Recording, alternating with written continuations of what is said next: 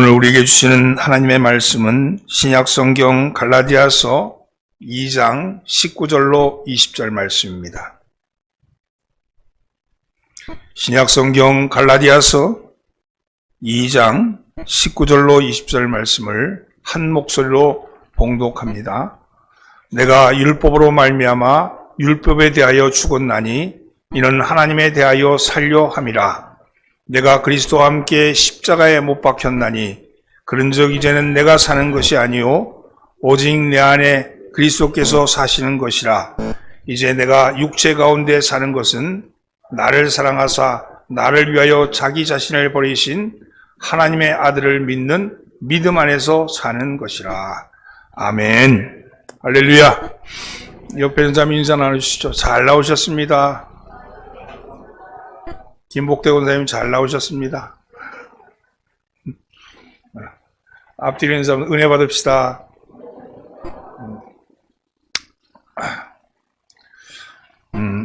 오늘은 예수를 잘 믿자.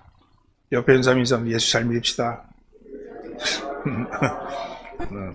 예수를 잘 믿자는 말씀을 가지고 은혜를 나눠보고자 합니다. 지난주에도 말씀을 드렸는데 바울이 1차 선교 여행을 할 때 개척한 교회가 갈라디아 교회입니다. 이 갈라디아 교회는 디아스포라 유대인들과 이방인들이 함께하는 교회였습니다.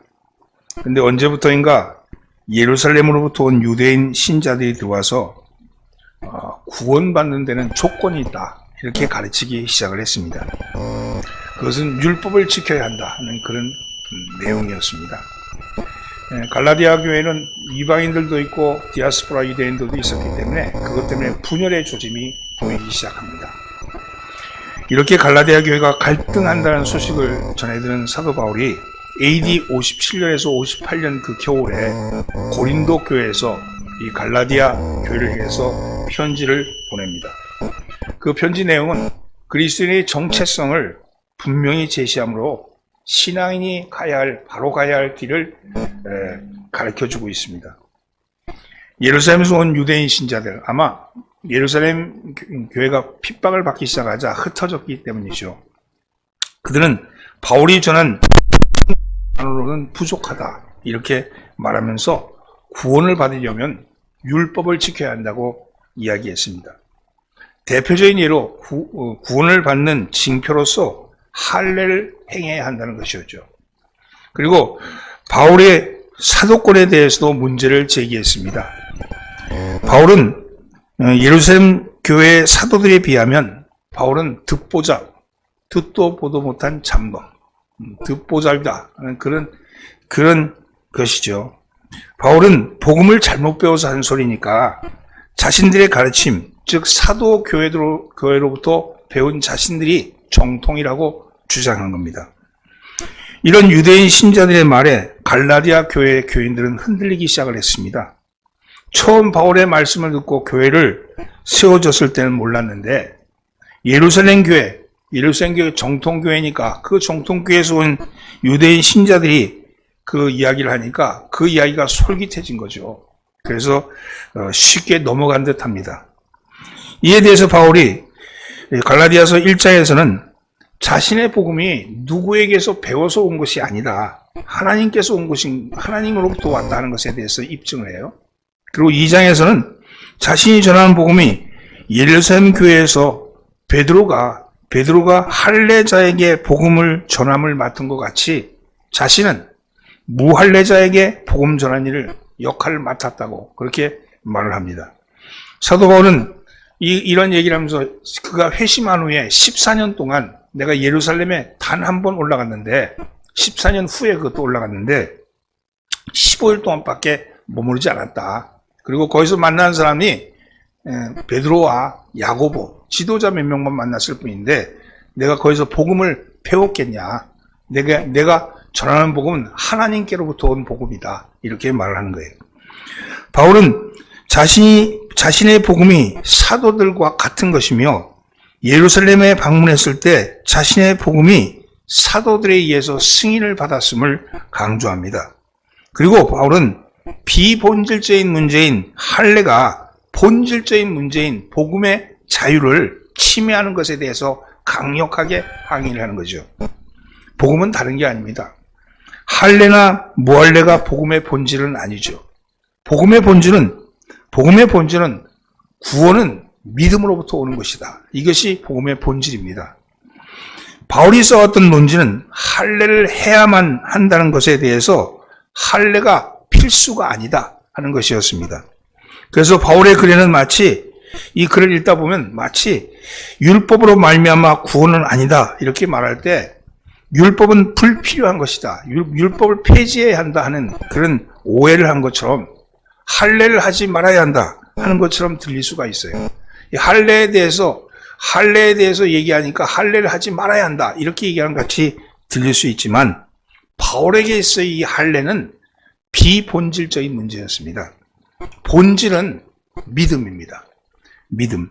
2장 3절에 보면 디도가 헬라인이기 때문에 유대인들이 디도에게 예루살렘에 올라오려면 그리고 성전에 들어가려면 할례를 행해야 한다 이렇게 주장을 했어요. 강력하게 그렇게 주장을 했는데 이에 대해서 바울은 그들의 요구에 굴복하지 않았습니다. 왜 헬라인에게 할례를 받으라고 얘기하느냐? 할례를 받지 않았습니다. 그리고 그들과 타협하지도 않았습니다. 근데 사도행전 16장에 보면 바울이 제2차 선교행을 하면서 디모데를 데리고 사역을 하는데 제자를 불러 사역을 할 때 그의 아버지가 헬라인 것을 알고 이 디모데에게는 할례를 행했다 하는 말씀이 나와요. 사도행전 15장에서 바울이 예루살렘 유대 그리스도인들과 그 지도자들과 이방인의 할례 문제에 대해서 강력하게 논쟁을 벌입니다. 그래서 그 논쟁 끝이 나온 얘기가 뭐냐면 이방인들에게 할례의 짐을 지우지 말자 하는 그것으로 결론을 봐요. 그런데 16장에 와가지고 이 유대인들이 강력한 요구를 하지 않았음에도 불구하고 디모데에게는 할례를 행했다 이렇게 말이 나옵니다. 왜 그렇습니까? 이것은요 할례가 본질적인 문제가 아니기 때문에 그렇습니다. 할례가 본질적인 문제가 아니고 할 수도 있고 하지 않을 수도 있는 그런 선택의 문제였습니다. 그때 상황에 고려해서 어떤 사람에게는 할례를 행해도 되고 어떤 사람에게 하지 않아도 되는 그런 문제였죠. 본질적인 문제는 구원은 믿음으로 받는 것이다 하는 것이었습니다. 사도 바울은 갈라디아서 2장 15절에서 18절 바로 앞절에서 이런 얘기를 합니다. 사람은 다 타락해서 본질상 진노의 자식이 되었으므로 누구도 행위로 하나님을 기쁘게 할 수 없다 이렇게 말씀을 합니다. 오직 예수 그리스도를 믿음으로써 하나님의 의를 누려야지 율법을 지킴으로써 의로움을 얻으려 해서는 안 된다 이렇게 말씀을 하고 그리고 이어지는 본문 말씀이 오늘 말씀입니다. 한번 오늘 말씀 읽어볼까요? 19절로 20절입니다. 내가 율법으로 말미암아 율법에 대하여 죽었나니 이는 하나님에 대하여 살려 함이라. 내가 그리스도와 함께 십자가에 못 박혔나니 그런즉 이제는 내가 사는 것이 아니요 오직 내 안에 그리스도께서 사시는 것이라. 이제 내가 육체 가운데 사는 것은 나를 사랑하사 나를 위하여 자기 자신을 버리신 하나님의 아들을 믿는 믿음 안에서 사는 것이라. 여러분, 내가 율법으로 말미암아 율법을 향하여 죽었나니 이는 하나님을 향하여 살려 함이라. 율법, 여기서 율법은요 행위로 말미암아 구원을 얻는 것을 율법이라 그러죠. 뭔가 행동을 통해서 내가 뭔가를 해서 구원을 얻는 것, 그것을 율법이라 그러는데 율법에 대해서 죽었다는 것은 그 그리스도의 십자가로 우리의 죄값을 치렀다는 것을 의미합니다.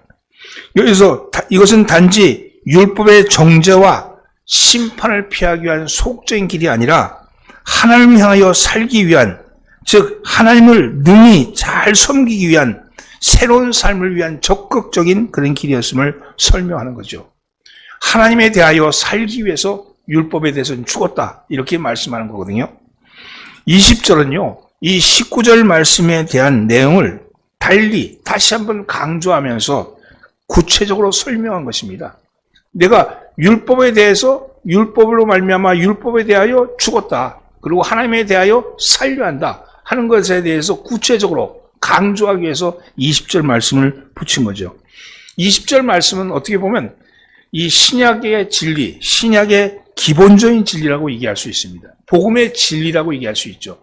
이것이 이 20절, 2장 20절의 말씀이 그 핵심적인 말씀인 겁니다. 우리 신앙의 핵심적인 말씀이에요.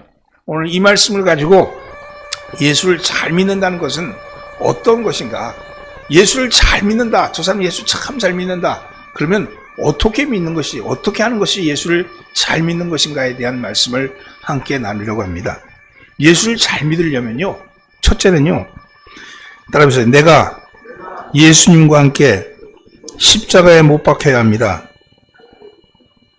여러분, 내가 예수님과 함께 십자가에 못 박혀 죽는 것, 그것이 예수를 잘 믿는 겁니다. 인간의 죽음은 피할 수 없는 운명입니다. 피할 수 없는 길입니다. 죽음은요, 죄값이라고 말하죠. 여기서 죄라는 것, 죄값인데 죄는 뭐냐? 죄는 생명의 근원이신 하나님으로부터 떨어진 게 죄입니다. 하나님을 알지 못하는 게 죄예요. 하나님을 믿지 않는 게 죄예요. 우리 또 도덕군자들은 이렇게 얘기하죠. 내가 죄 지은 게 뭐 있다고 그래? 나보고 왜 자꾸 죄인이라 그래? 그렇게 얘기해요. 회개하시오. 그렇게 당신의 죄를 깨달으시오. 이렇게 얘기하면 내가 무슨 죄가 있다고 나한테 자꾸 그런 얘기해. 이렇게 얘기를 하잖아요. 근데 거기서 그 사람이 말하는 죄는 도덕적인 죄 혹은 또 행위적인 죄를 얘기한다면 성경에 나오는 죄는 원죄예요. 이건 뭐냐면 하나님과 떨어진 관계. 하나님을 알지 못하는 게 죄예요. 생명의 근원이신 하나님을 알지 못하는 게 죄입니다. 이 죄, 이게 원죄고, 이 원죄에서 자범죄가 나와요. 자범죄는 영어로는 sin인데, 대문자 sin이 원죄면, 자범죄는 sins예요. 죄들인데, 이 원죄로부터, 하나님으로부터 떨어짐으로부터 시작해서 파생되는 여러 가지 죄입니다. 일반적인 죄는 crime이에요, crime. 범죄죠, 범죄.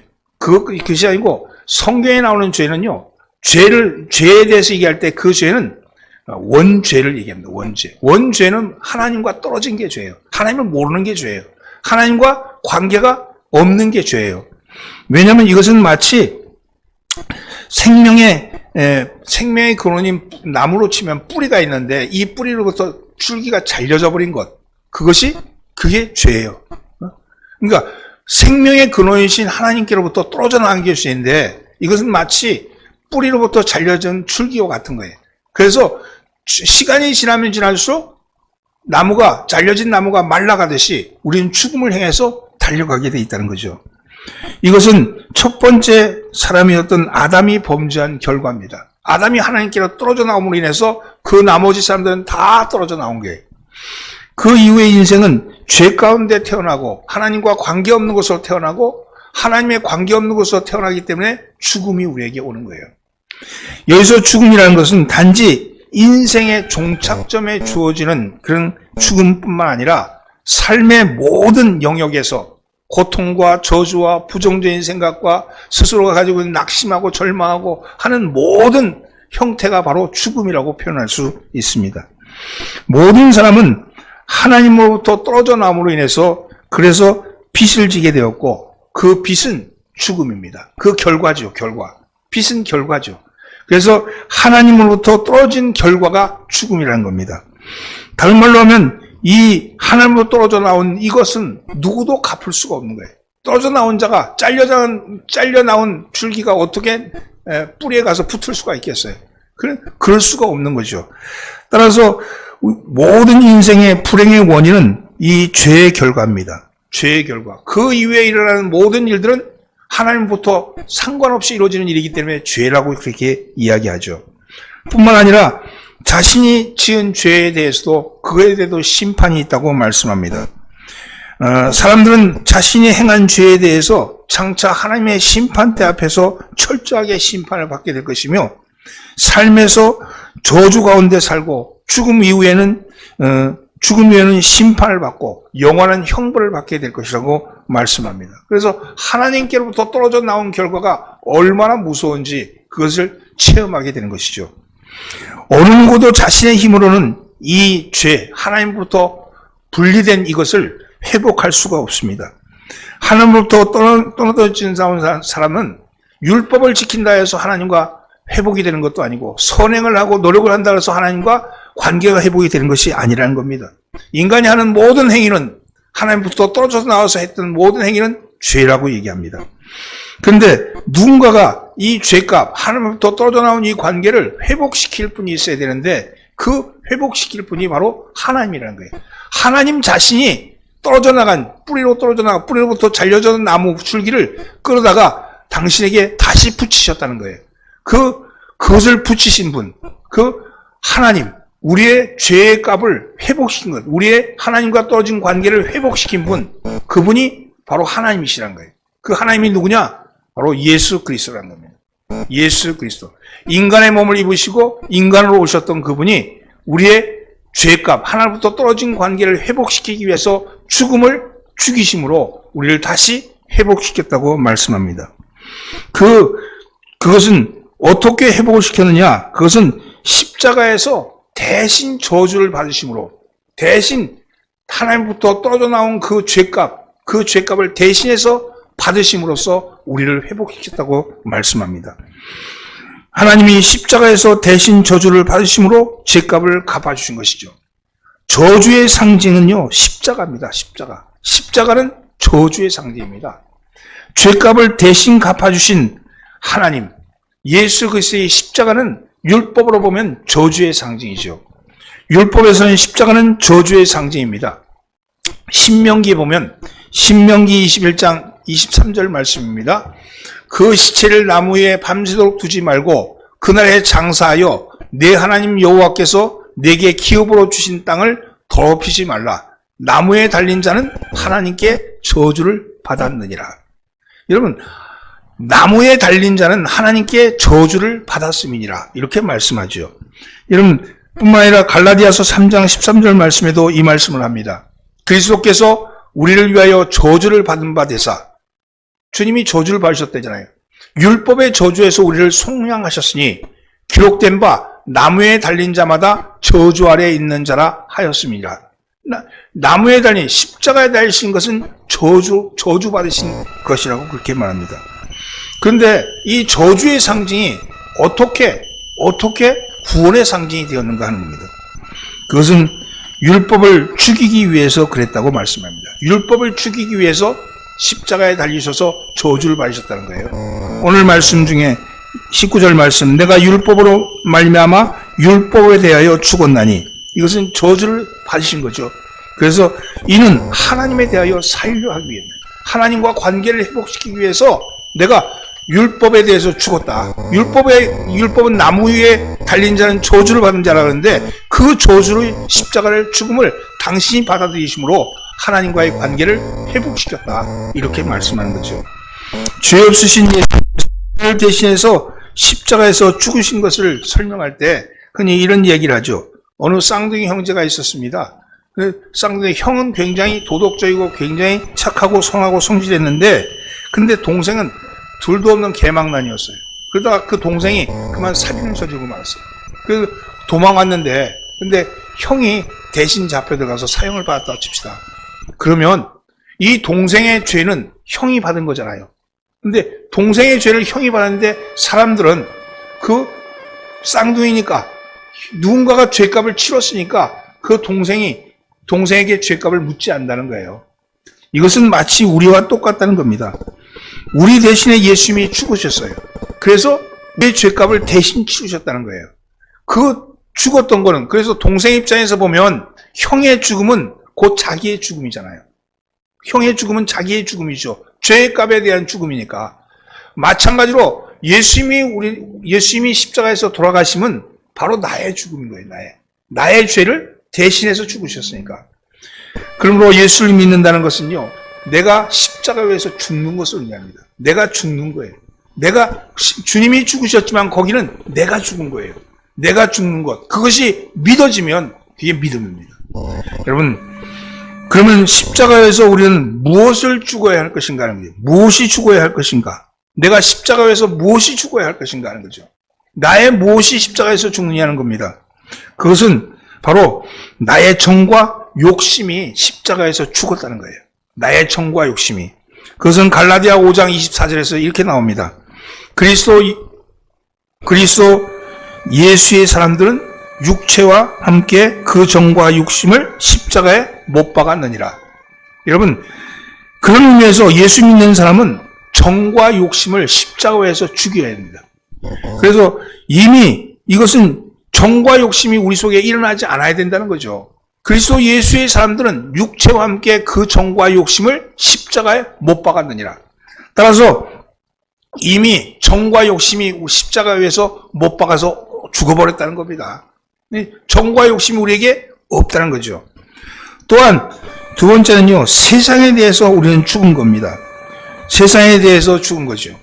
내가 우리 주 예수 그리스도의 십자가 외에는 결코 찬할 것이 없으니 그리스도로 말미암아 세상이 나를 대하여 십자가에 못 박히고 내가 또한 세상에 대하여 그러하니라. 세상에 대해서 내가 끝났다는 거예요. 이건 세상 유혹입니다. 세상에서 오는 유혹으로부터 나를 끊었다는 거죠.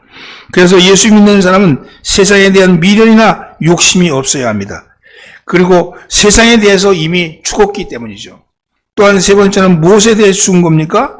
옛사람이 십자가에서 죽은 겁니다. 로마서 6장 6절 말씀, 우리가 알거니와 우리의 옛사람이 예수와 함께 십자가에 못 박힌 것은 죄의 몸이 죽어 다시는 우리가 죄에게 종노릇하지 아니하려 함이니. 옛사람은 죄의 몸을 가지고 있고 죄를 짓고 죄에 대해서 종노릇한 거예요. 하나님과의 관계가 끊어진 것에서 이어져 살아가고 있으니까 그것은 죄에 대한 종노릇입니다. 그런 옛사람이 죽고 새 사람으로, 하나님과 관계가 회복된 새 사람으로 거듭났다는 것이죠. 그런 사람은 다시는 죄를 짓지 아니하고 하나님을 떠나지 아니하고 하나님을 떠난 것에 종노릇하지 아니하고 산다고 얘기합니다. 그런데 문제는요, 여기 정과 욕심, 세상의 유혹, 그리고 옛사람의 성품이 완전히 죽었느냐는 거예요. 우리 속에 완전히 그것이 없어졌느냐 하는 겁니다. 실제로는 그렇지 못하죠. 예수를 믿고 나서도 어느 정도 죽은 것 같더니 어느새 꿈틀꿈틀 이렇게 일어나는 것이 우리의 모습입니다. 그건 왜 그렇습니까? 지난주에 말씀한 것처럼 관성이죠. 죄에 대한 관성. 여러분, 하나님의 원죄는 한 번에 해결하셨어. 회개하라 그랬을 때 회개하고 하나님께 돌아감으로 원죄는 다 끝난 거예요. 그런데 여전히 죄가 있어. 그래서 날마다 또 회개해야 돼. 그 회개는요, 자범죄예요. 자범죄. 그래서 원죄는 한 번 회개함으로 끝났고 자범죄는 날마다 나를 쳐서 복종케 하는 일이죠. 그래서 그렇게 되어가면서 우리가 어떻게 바뀌냐면 성품이 예수님의 성품, 의의 성품으로 바뀌어가는 거예요. 거룩한 삶을 살아가는 것은 날마다 회개함으로 살아가는 것이죠. 그것이 바로 날마다 회개하는 모습입니다. 예수 믿고 나서도 어느 정도 죽었다고 생각했던데 죽지 않은 말씀, 그것은 어떻게 해야 할 것인가? 로마서 6장 11절 말씀에 이렇게 얘기합니다. 이와 같이 너희도 너희 자신을 죄에 대하여 죽은 자요 그리스도 예수 안에서 하나님에 대하여 살아있는 자로 여길지니라. 여기 보면요, 여기라는 거예요. 여기라는 거. 아직까지 내 속에서 죄성이 남아 있어가지고 여전히 자범죄들을 저지르고 있는데 그럴 때마다 죽은 자로 여기라는 거예요. 난 죽었어. 나는 죄에 대해서 죽었어. 근데 이게 여전히 살아있는 것 같이 꿈틀대고 있을 때 그것은 하나님과의 관계가 끊어진 것이 아니고 내 자범죄, 아직까지 남아있던 내 죄의 관성이 여전히 살아있기 때문에 그런 건데 그건 죽은 것으로 여길지니라 이렇게 얘기합니다. 그리고 나서 뭐라고 얘기하냐면 나는 날마다 십자가에서 내가 죽노라고 고백합니다. 여러분, 사도 바울이 이렇게 얘기했죠. 나는 날마다 죽노라고. 형제들아, 내가 그리스도 예수 우리 주 안에서 가진 바 너희에 대한 나의 사랑을 두고 단언하노니 나는 날마다 죽노라. 여러분, 사도 바울이 날마다 죽는다고 얘기합니다.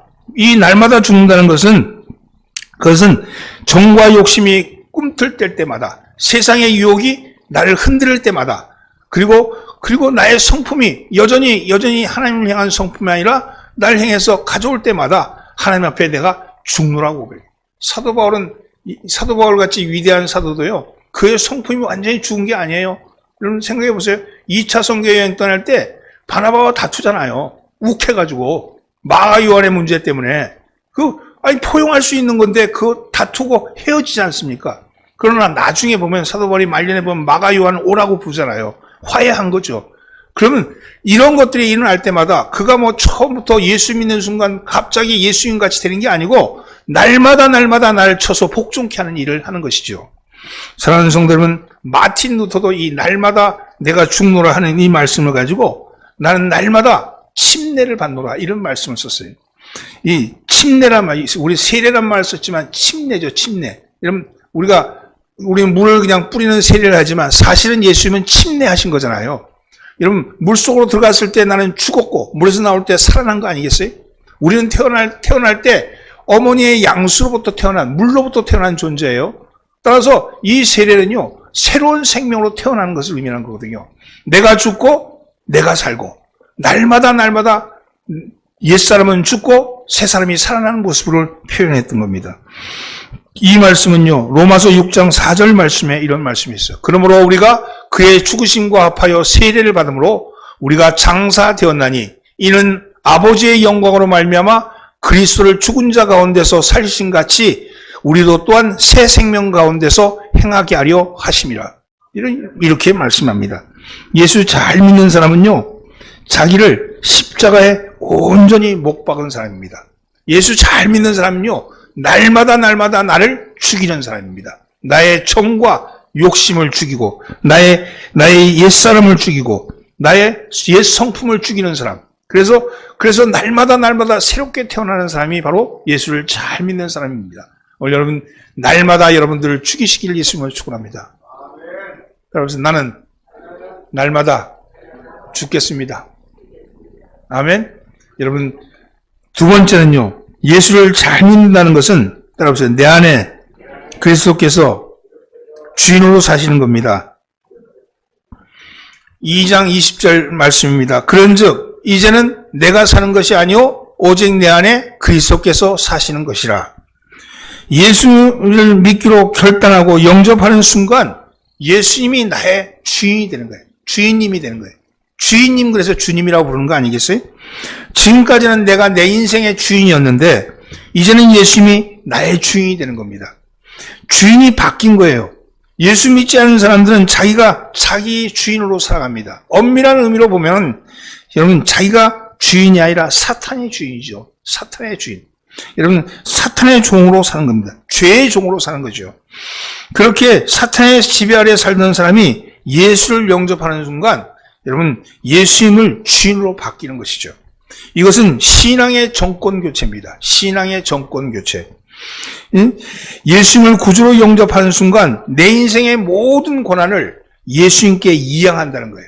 이전에는 내 욕망에 따라, 내 정과 욕심에 따라, 내 성품에, 악한 성품에 따라서, 혹은 또 옛사람의 죽음이 지배하는, 죽음이 아까 얘기했듯이 완전히 인생의 끝만이 죽음이 아니라 내 속에서 부정적인 생각, 내 속에서 안 된다는 생각, 절망하는 것, 그리고 여러분 실망하고 비관하는 것, 이런 것들이 다 죽음의 그림자잖아요. 이런 것이 주인에서 이 주님이, 예수님이 주인으로 바뀌는 것을 의미합니다. 그건 여러분, 예수님을 구주로 영접하는 순간 우리의 모든 권한은 예수님께로 이양합니다. 여러분 이 은혜가 여러분에게 임하시기를 바랍니다. 그런데 내가 죽지 않으면 예수님이 내 안에 들어오지 않는다는 거예요. 내가 살아서 벌컥거리고 있으면 예수님이 못 들어오신다는 겁니다. 내가 죽어야지 예수님이 내 안에 들어오셔서 주인이 되어주시는 거예요. 내가 죽어야 되는 거죠. 어떤 두 사람이 강둑을 걷고 있는데 강물에서 어떤 사람이 빠져가지고 살려달라고 막 소리치는 거예요. 그러니까 이 친구가, 옆에 있던 친구가 얼른 뛰어들려고 그러니까 친구가 말립니다. 뛰어들지 마. 지금 뛰어들면 안 돼. 힘이 다 빠져야 돼. 맥이 다 빠져야 돼. 거의 죽게 되어야 들어가는 거야. 지금 들어가면 그 빠진 사람이 널 끌고 들어가 널 죽여. 그러더라는 거예요. 여러분, 그렇죠? 여러분, 빠진 사람은요, 자기를 구하러 들어오는 사람을 붙잡고 같이 죽는 거예요. 마찬가지로요, 우리 안에 여전히 우리가 살아있으면, 내가 살아있으면 주님이 들어와도 주님을 내 걸로 이용하는 거죠. 주님을 내 이익을 위해서 이용하고 내 욕망을 위해서 이용할 뿐입니다. 내가 죽어야 주님이 주인 되십니다. 여전히 내 속에 있는, 여전히 옛 성품이 남아있다면, 여러분 그것을 날마다 죽이시기를 바랍니다. 여러분은 자신을 십자가에 못 박고 예수님을 주인으로 삼으시기를 바랍니다. 내 인생의 주인이 예수님으로 바뀌면 그보다 더 큰 축복이 없습니다. 놀라운 변화가 일어납니다. 그때부터는 나는 하나님의 자녀인 것에 대한 명확하게 나는 하나님의 자녀야. 나는 의인이야. 하나님께서 나를 의롭다고 하셨어. 나는 구원받은 자야. 나는 하나님의 백성이야. 나는 택하심 받은 족속이고 왕같은 제사장이야 하는 자기 정체성이 분명해진다는 것이죠. 여러분의 주인이 예수로 바뀌기를 바랍니다. 그것이 예수를 잘 믿는 길이에요. 늘 가던 식당에 있었는데 그냥 요기를 채우려는 식당이었어요. 근데 어느 날 갔더니 간판이 바뀌었어요. 그리고 주인이 바뀐 거죠. 주인이 바뀌니까 메뉴도 바뀌고요. 또 음식 맛도 바뀌고요. 종업원도 바뀌고요. 내부 인테리어도 다 바뀐 겁니다. 그전에는 그저 요기를 채우기 위해서 갔던 그 식당인데 이제 가보니까 이젠 맛을 즐기기 위해서 가는 식당으로 바뀐 거죠. 주인이 바뀌면 바뀌는 겁니다. 우리나라도요. 대통령이 바뀌면 새로 임명할 장차관 자리를 비롯해서 정부 투자기관까지 한 3,000개 정도 자리가 나온대요. 정권이 바뀌면 3,000명이 바뀌는 거죠. 그 밑에까지 포함되면 한 5만 명 정도가 그렇게 바뀐답니다. 정권이 바뀌면 5만 명이 바뀌는 거예요. 여러분 얼마나 큰 변화입니까? 정권이 바뀌는데도 그런데 우리의 주인이 바뀌면 그러면 여러분 그러면요 우리의 모든 삶의 모습들이 바뀐다는 거예요. 어떤 걸 바뀝니까? 그전에는 불평하고 부당하고 투정하고 안 된다 그러고 절망하고 이랬던 수많은 것들이 나는 저게 약점이야. 나는 저것 때문에 내 인생이 안 풀렸어. 이렇게 생각했던 것이 그것이 오히려 저것 때문에 내 인생이 복이구나 하는 걸로 바뀌는 거예요. 생각해 보십시오. 사도 바울도 그랬지 않습니까? 사도 바울이 가시를 빼달라고 2번이나 간절히 기도할 때 내 은혜가 내게 족하다 이렇게 말씀하니까 그 가시가 이게 하나님이 나에게 주신 귀한 복이 된 거 아니겠습니까? 여러분 인생을 바꾸는 것은요 주인을 바꾸시면 여러분의 인생의 주인을 바꾸시면 완전히 바뀔 줄 믿습니다. 사랑하는 성도는 아직도 내 인생의 주인은 나라고 생각하십니까? 그것은 믿지 않는 사람의 생각입니다. 예수를 믿는 사람이라면 베드로가 고백했던 고백처럼 하는 것이죠. 주는 그리스도시요 살아계신 하나님의 아들이시니이다. 주는 나에게 그리스도시며 살아계신 하나님의 아들이십니다. 이 고백이 나의 고백이 된 것 아니겠습니까? 인생의 성공과 실패는 누가 나의 주인이 되냐에 따라 달림이거든요. 오늘 여러분 예수님을 나의 주인으로 모시며 살아가는 여러분 되기를 예수님으로 축원합니다. 여러분 예수님은 나의 주인이십니다. 주인님 말 잘 듣겠습니다. 아멘? 그럼 예수 잘 믿는 거예요. 세 번째는요. 예수를 잘 믿는다는 것은 따라서 예수를 믿는 믿음 안에서 사는 겁니다.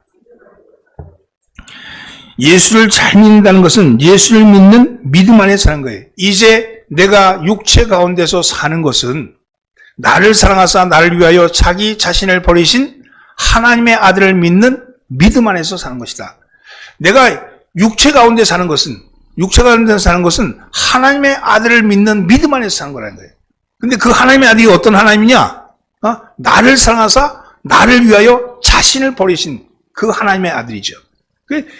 예수를 잘 믿고 사는 거는 그것은 바로 여러분 하나님의 아들을 믿는 믿음 안에서 사는 것이라는 거죠. 믿음 안에서. 여러분 사도 바울은 과거에 율법을 잘 지킴으로 의롭게 되려고 애를 썼습니다. 그러나 연약한 육체를 가지고 율법의 요구를 다 들을 수가 없었습니다. 이 율법이라는 것은 행위를 말씀하죠. 행위. 내가 행위에 따라서 내가 하려고 했는데 그 행위를 다 할 수가 없는 거예요. 행함으로 의롭다함을 받을 육체가 없기 때문에 그렇습니다.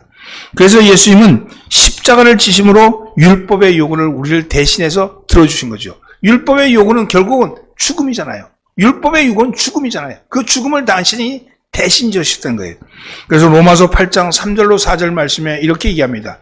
율법이 육신으로 말미암아 연약하여 할 수 없는 그것을 하나님은 하시나니 곧 죄로 말미암아 자기 아들을 죄 있는 육신의 모양으로 보내어 육신의 죄를 정하사 육신을 따르지 않고 그 영을 따라 행하는 우리에게 율법의 요구가 이루어지게 하려 하심이라. 율법을 완성시키셨다는 거 아니겠어요?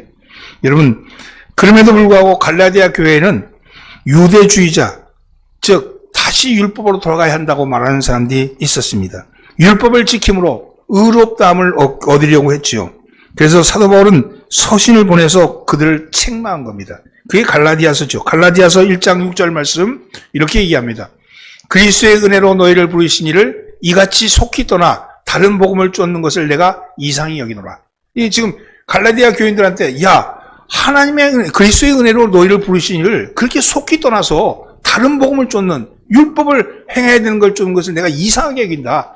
이렇게 말씀하고 나서는 갈라디아서 5장 4절에서는 그것에 대해서 이렇게 강하게 얘기하십니다. 율법 안에서 의롭다함을 얻으려 하는 너희는 그리스도에게서 끊어지고 은혜에서 떨어진 자로다. 여러분, 이게 너희가 율법을 지키면 그것은 그리스도에서 끊어지고 은혜에서 떨어진 자라고 그렇게 강력하게 그렇게 얘기하죠. 다른 복음을 쫓는 것에 대한 경고입니다. 그리고 율법을 쫓는 것에 대한 것은 예수님의 죽음을 헛되이 한 것이라고 얘기합니다. 십자가의 대속의 은혜를 저버리는 것이라고 얘기를 하죠.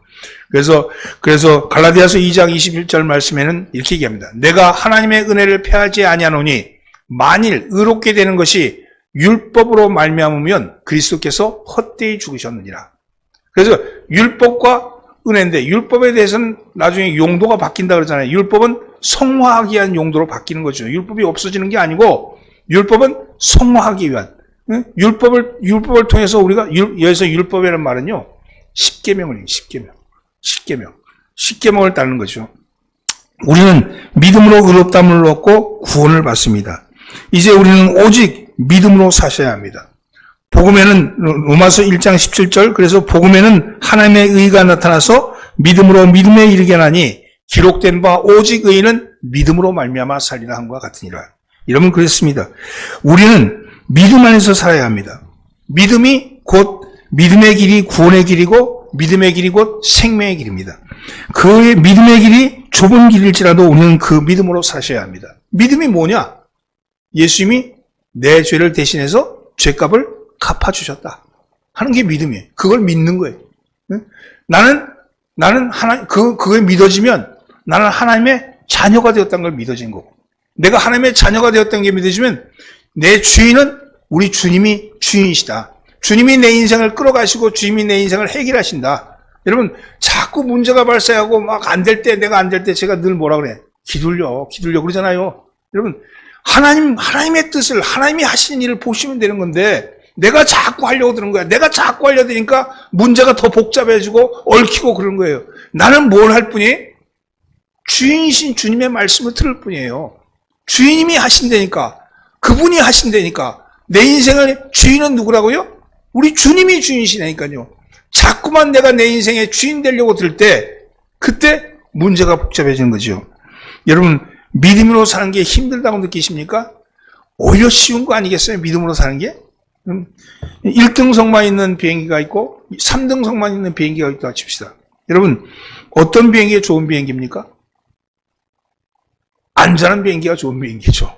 1등석 타고 간 1등석만 있는 비행기가 날아다가 추락하면 3등석 추락하지 않은 비행기도 나쁜 비행기 아니겠어요? 안전한 비행기가 좋은 비행기입니다. 여러분, 우리는 하나님을 믿지 않는 사람들은 왜 1등석으로 사는데 우리는 왜 3등석으로 사느냐? 그렇게 불평할 수도 있죠. 그러나 하나님께서 뭐라 그러십니까? 야, 그 사람이 탄 비행기는 추락할 비행기야. 네 비행기가 안전한 비행기야. 이렇게 말씀하시는 거예요. 여러분, 믿음 밖에 사는 불신자를 부러워하지 마십시오. 믿음 안에서 사는 사람을 부러워해야 합니다. 끝이 좋아야 좋은 것 아니겠습니까? 우리는 믿음의 끝을 보아야 합니다. 믿음의 끝은 영생과 구원입니다. 베드로전서 1장 8절로 9절 말씀, 예수를 너희가 보지 못하였으나 사랑하는도다. 이제도 보지 못하나 믿고 말할 수 없는 영광스러운 즐거움으로 기뻐하니 믿음의 결국 곧 영혼의 구원을 받음이라. 여러분, 믿음의 결국은 뭐라고요? 영혼의 구원이에요. 우리의 영혼이 구원받습니다. 사랑하는 성도 여러분, 왜 아브라함이 믿음의 조상이 되었습니까? 아브라함은 전능하신 하나님을 믿었습니다. 여러분, 불가능을 가능케 하시는 하나님을 의심 없이 믿으셨습니다. 처음부터 아브라함이 믿음의 조상이었는 줄 아세요? 그렇지 않아요.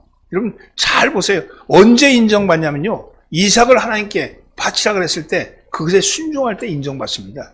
여러분, 하나님이 가라 그러는 땅에 간 것까지는 믿음이야. 가보니까 흉년이야. 그러니까 어디로 내려가요? 이집트로 내려가잖아요. 그래서 이집트로 내려가서 자기 아내를 누이라고 속이잖아요. 하나님을 믿지 않는 거예요. 자기 지식, 자기 꾀를 믿는 거죠. 결국은요, 나중에 이런저런 환난 속에 끝나고 나서 하나님 앞에 온전한 믿음으로 인정받은 것은 이삭을 하나님께 드리려고 했을 때, 정말 그건 말도 안 되는 소리 아닙니까? 아니, 99세, 100세에 얻은 아들을 그것을 통해서 민족을 이루겠다고 하신 약속의 말씀도 있는데, 그런데 그걸 잡으라니까. 그런데, 그럼에도 불구하고 하나님께 그 말씀을 믿는 거예요. 여러분, 때때로 믿음은 상식적이지도 않고 합리적이지도 않습니다. 눈에 보이지도 않고 귀에 들리지도 않습니다. 손에 잡히지도 않습니다. 그러나 하나님의 말씀은 명령이기에, 복음은 명령이라고 했잖아요. 복음은 명령이기에 우리는 행하는 겁니다. 예수를 잘 믿는다는 것은 믿음 안에 사는 거예요. 믿음 안에. 여러분, 어떤 믿음이요? 하나님의 아들을 믿는 거예요. 어떤 아들? 나를 위해서, 우리를 위해서 십자가에 못 박히신 그 주님이 하나님이신 것을 믿고, 그 믿음을 통해서 우리의 인생의 주인은 우리의 주님이시다 하는 것을 고백하는 거죠. 오늘 여러분, 인생의 주인은 내가 아니고 내 안에 계신 예수님이 내 인생의 주인 되심을 믿으시기 바랍니다. 따라서 나는 믿음으로 살겠습니다. 옆에 있는 사람 인사하시죠. 잘 믿읍시다. 말씀을 정리합니다. 예수를 잘 믿는다는 건 뭔가? 첫째는 내가 예수님과 함께 십자가에 날마다 못 박히는 겁니다. 나를 죽이는 겁니다.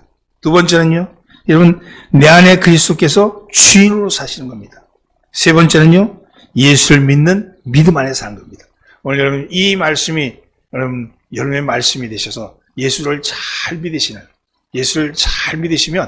여러분의 인생이 형통해질 줄 믿습니다. 오늘 여러분의 인생이 형통해지기를 예수님으로 축원합니다. 기도합니다. 주님, 예수를 잘 믿게 하여 주옵소서. 예수님을 잘 믿음으로 인해서 우리의 인생이 형통해지게 하여 주옵소서. 넉넉해지게 하여 주시고, 너그러워지게 하여 주시고, 다른 삶을 다 품을 수 있게 하여 주시고, 용서하는 삶을 살아갈 수 있게끔 은혜 허락하여 주옵소서. 내가 그러기 위해서는 내가 십자가 위에 날마다 나를 죽이게 하여 주옵시고, 내 정과 욕심을 버리게 하시며 옛 성품을 버리고 옛 사람을 버리게 하여 주옵소서. 그러므로 인해서 내 안에 그리스도께서 주인 되는 삶을 살아가게 하시고, 주님께서 지시하는 대로, 주님께서 이끄시는 대로 우리의 인생을 이끌어갈 수 있게끔 은혜 베풀어 주옵소서. 오직 예수 그리스도를 믿는 믿음 안에서 살아가는 인생들 되게 하여 주옵소서. 감사하고 예수 이름으로 기도드리옵나이다. 아멘.